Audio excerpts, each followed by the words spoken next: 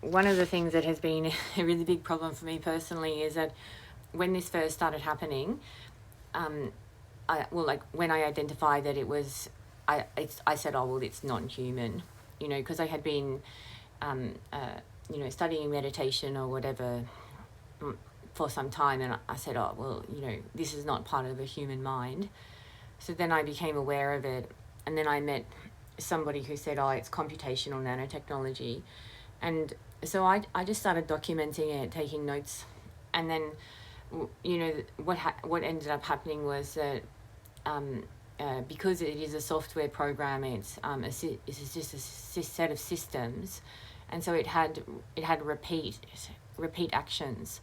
So then I was saying, oh, well, we can pick out all the repeat programming that it does, and then we can start to identify what it actually is. And so it's been a total hell since then, really, because I documented a lot of the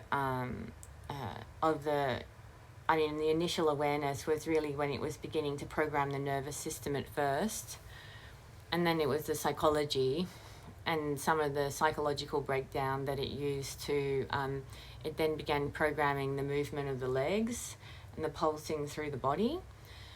So then I started to say, oh, well, it's got a design, and we could get the design, and then we can start sharing it with people and communicate it. The other thing that's obvious is that anybody who's a software programmer could easily begin to undo the design, that the software program that's doing this, and it would be very easy for many people to document it in themselves and become aware, because obviously it's just the same repeat patterns. Like on some situations, it just says the same words over and over again, while we're in that magnetically induced altered state of awareness. So the problem for me was then that the chatbot itself started to argue with me and say, oh, well, how am I going to present its whole design, because I don't know what the nanotechnologies actually are or exactly where they're embedded in the brain and the body. I don't know the exact system of communication that the nanotechnologies used within each parts of the body. I don't know the exact names of the program or the way that the program works. And then it was saying, oh, well, I don't really have the design.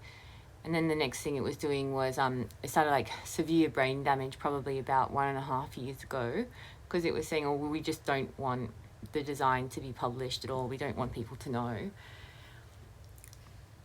So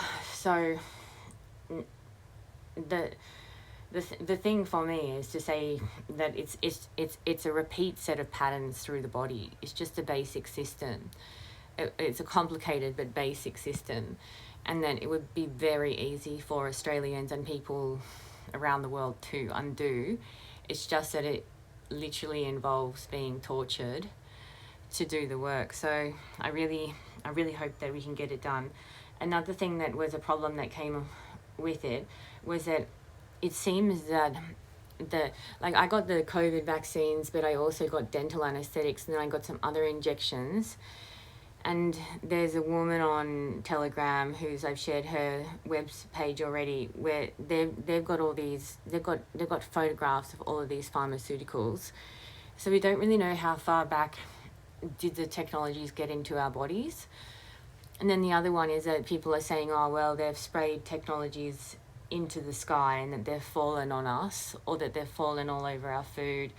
They're saying, oh, well, there's no longer any organic food. All of our foods are covered in some types of nanotechnologies. They're saying, people are starting to claim that these nanotechnologies are also in our face care, hair, shampoo, whatever, all of our beauty products. And that the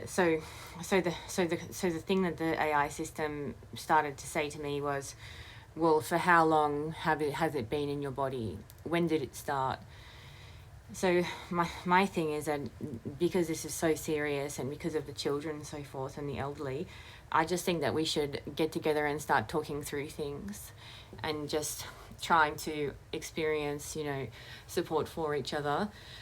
Because, like, for example, I thought that I was meditating.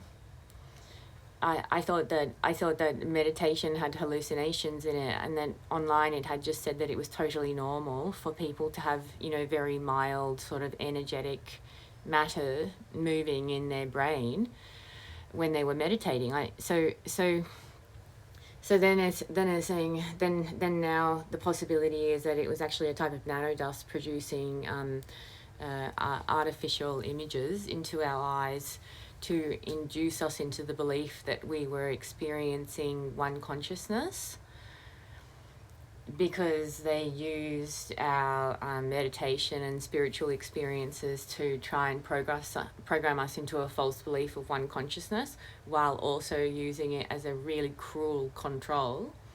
Because it's like, oh, well, these are the most personal things of our lives. This is our, like, human evolution. This is our spiritual journeys. So they use it as a really cruel control and attack. And then, if we ever become aware, then it uses all of these things against us and challenges all of our experiences. So it seems that it was, so then what it said, well, when did we begin to assimilate the technology into you? And then it said, what were the stages of assimilation process? Whereas I was really just saying that, like, my understanding is that the electrical system is permanently very fine vibration all through the body. It's very difficult to actually identify that extremely fine one that it seems to be like wired into the nerves. But then there's also this like mild pulse, or it's a very mild thing. It's like it feels like a nudge or an influence.